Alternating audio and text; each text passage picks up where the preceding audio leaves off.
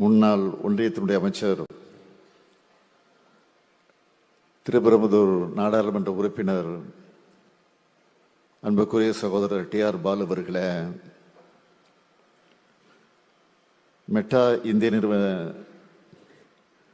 இந்திய தலைவர் திரு அருண் ஸ்ரீனிவாஸ் அவர்களே, சிஐ தமிழ்நாடு தலைவர் திரு உன்னிகிருஷ்ணன் அவர்களே, எழுத்தாளர், கவிஞர் மற்றும் ஆராய்ச்சியாளர் சகோதரர் திரு மதன் கார்கி அவர்களே, முதன்மைச் செயலாளர் திரு ராஜேந்திர நவ்னீத் ஐஏஎஸ் அவர்களே, இயக்குனர் டாக்டர் ஆல்பிஜான் வர்கீஸ் ஐஏஎஸ் அவர்களே, மேலாண்மை இயக்குநர்கள் திரு கார்த்திகேயன் ஐஏஎஸ் அவர்களே, திருமதி ரமணா சரஸ்வதி ஐஏஎஸ் அவர்களே, திரு வைத்தியநாதன் ஐஏஎஸ் அவர்களே, பல்வேறு நாடுகளிலிருந்து வருகை தந்திருக்கக்கூடிய தூதரக அலுவலர்களே, அரசு உயர் அலுவலர்களே,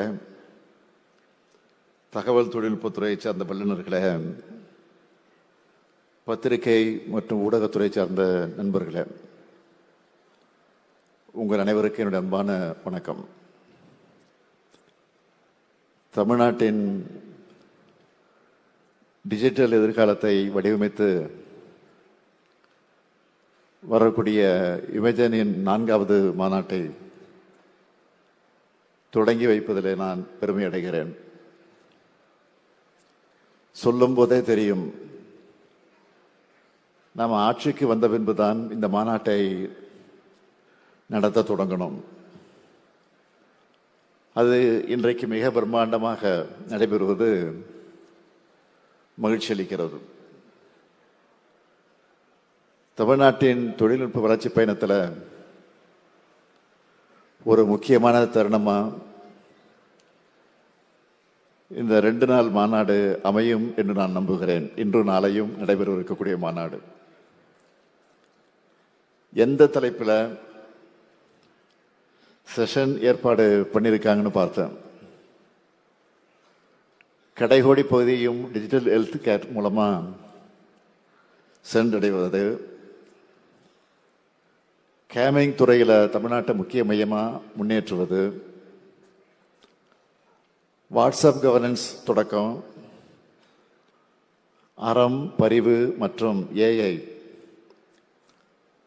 தொழில்நுட்ப புரட்சியை பெண்கள் வழிநடத்துவது, இப்படி பல தலைப்புகள்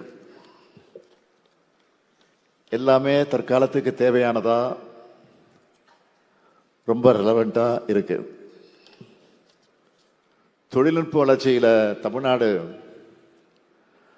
மற்ற மாநிலங்களுக்கெல்லாம் ஒரு படி முன்னால இருக்கும்னு நினைப்பேன். அதை நிறைவேற்றுவது போல இந்த மாநாடு அமைஞ்சிருக்கு. நவீனத்தை நோக்கிய பாய்ச்சல், சமூக சமநிலை, அனைவருக்குமான வளர்ச்சின்னு திராவிட மாடல் அரசின் தொலைநோக்கு பார்வையை பிரதிபலிக்கிற வகையில் இமேஜின் தமிழ்நாடு 2026 மாநாட்டை ஏற்பாடு செஞ்சிருக்க நம்முடைய மாண்புமிகு தகவல் தொழில்நுட்பம் மற்றும் டிஜிட்டல் சேவைகள் துறையினுடைய அமைச்சர் திரு பிடிஆர் பழனிவேல்ராஜன் அவர்களுக்கு என்னுடைய வாழ்த்துக்களையும் பாராட்டுக்களையும் நான் தெரிவிச்சுக்க விரும்புகிறேன்.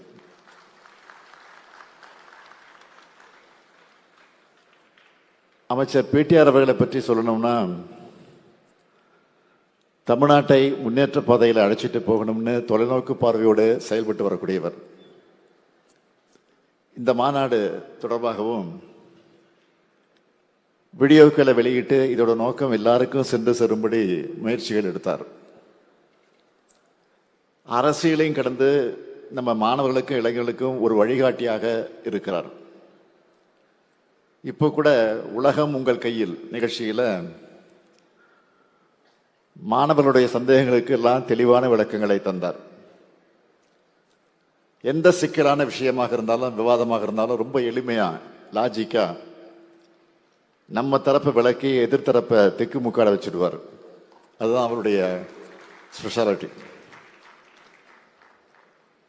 அவருக்கும் அவருக்கு துணையா இருந்து இந்த மாநாட்டுக்கு உழைச்சவங்களுக்கு என்னுடைய வாழ்த்துக்களையும் பாராட்டுக்களையும் நான் தெரிவிச்சுக்க விரும்புகிறேன். தொழில்நுட்பத்துறையில் இன்னைக்கு நாம எந்த அளவுக்கு இந்த அளவுக்கு எல்லாருக்கும் அட்வான்ஸா இருக்கோம்னா அதுக்கான அடித்தளத்தை அமைச்சவர் நம்முடைய முத்தமிழறிஞர் கலைஞர் அவர்கள். தொழில்நுட்பம் ஒரு குறிப்பிட்ட வர்க்கத்துக்கு மட்டுமான கருவி இல்லை, அது சாமானியர்களை எம்பவர் பண்ற கருவி என்ற பார்வையோட தமிழ்நாட்டின் ஐடி பாலிசியை தலைவர் கலைஞர் பார்த்தெடுத்தார். பள்ளிகள்லேயே கணினி கல்வி தேடல் பூங்கான்னு அவர் கொடுத்த ஓப்பனிங்ல தான் நாம் இவ்வளவு தூரம் வந்திருக்கிறோம். ஒரு தொழில்நுட்பம் ஒரு துணை செயல்பாடா இல்லாம பொருளாதார சக்கரத்தினுடைய மைய அச்சா இன்றைய நிலையில மாறி இருக்கு. நாம பாரம்பரியமா வலுவாக இருக்க சர்வீஸ் செக்டார்ல இருந்து உயர்நுட்பம், புத்தாக்கம் மற்றும் புதுமை மையமான பொருளாதாரத்துக்கு தமிழ்நாடு நகர்ந்து வருது. நெக்ஸ்ட் ஜென் ஜிசிசிக்களோட மையமா சென்னை நகரம் உருவெடுத்து வருது. அட்வான்ஸ் R&D, AI, ஃபின்டெக், வாகன மென்பொருள், பொறியியல் வடிவமைப்பு மற்றும் தயாரிப்பு மேம்பாட்டு மையங்களை இங்கு உருவாகி வருது. எலக்ட்ரானிக்ஸ், ஆட்டோமொபைல், ஸ்பேஸ், டெக்ஸ்டைல், புதுப்பிக்கத்தக்க எனர்ஜி போன்ற துறைகளில் வலுவான அடித்தளத்தோட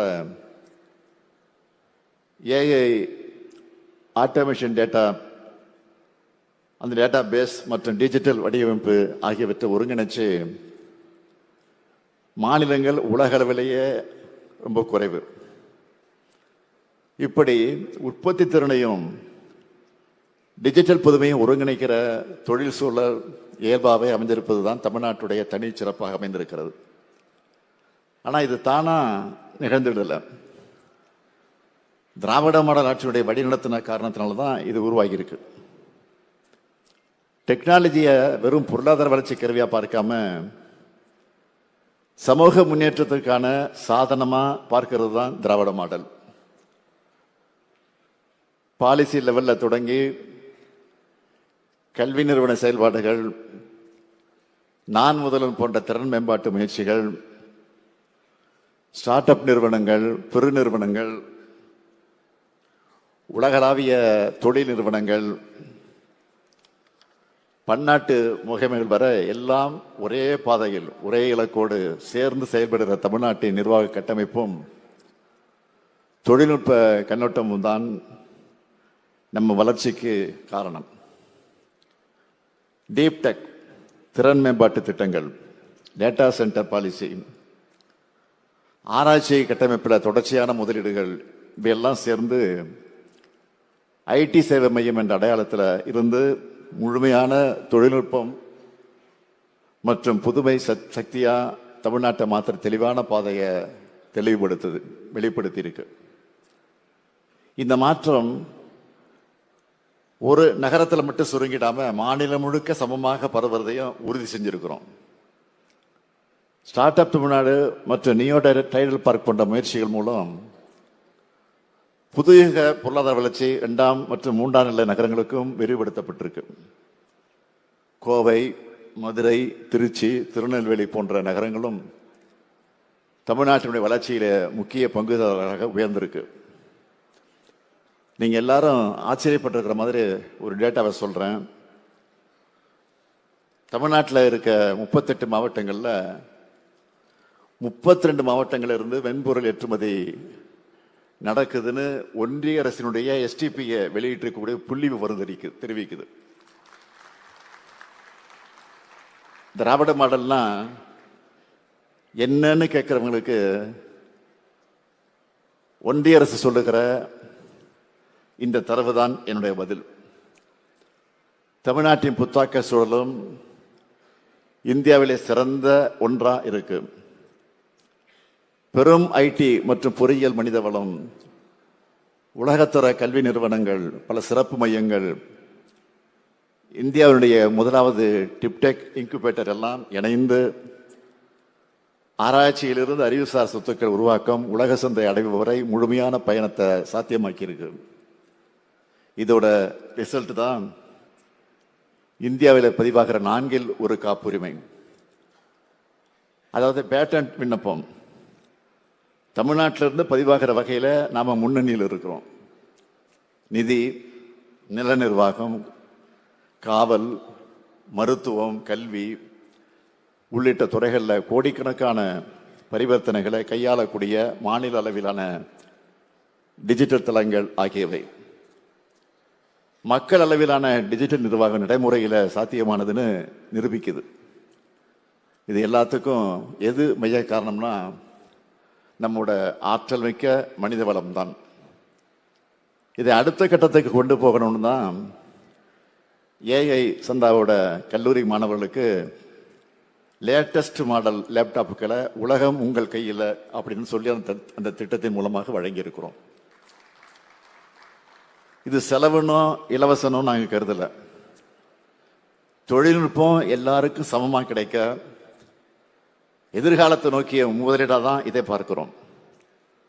அந்த வகையில் நம்முடைய கனவுகளுக்கு சிறகுகளை கொடுக்கிற மாதிரி தொழில்நுட்பம், தரவு பொருளாதாரம், டிஜிட்டல் நிர்வாகம், புத்தொழில் நிறுவனங்கள், உலகளாவிய திறன் மையங்கள் ஆகிய அனைத்தையும் ஒரே மேடையில் இந்த இமேஜின் தமிழ்நாடு மாநாடு ஒருங்கிணைச்சிருக்கு. தமிழ்நாட்டின் இலக்குகள் தெளிவானது. புது யுகத்தினுடைய டெக்னாலஜியில் தமிழ்நாடு தான் டாப்ல இருக்கணும். ஆனால் அந்த வளர்ச்சியில் யாரும் விட்டு போகக்கூடாது. அறிவானாலும் தொழில்நுட்பமானாலும் எல்லோருக்கும் மனதாக அது இருக்கணும். அப்படி ஒரு வருங்காலத்தை தான் நம்ம இளைய தலைமுறைக்காக திராவிட மாடல் அரசை கட்டி எழுப்பி வருது. இன்றைய இமேஜின் வருங்காலத்தை நோக்கிய நம் பயணத்திற்கான பிரகடனம், நம் நாளைய வெற்றிக்கான தொடக்கம். வெல்வோம் ஒன்றாக என்று சொல்லி விடைபெறுகிறேன். நன்றி, வணக்கம்.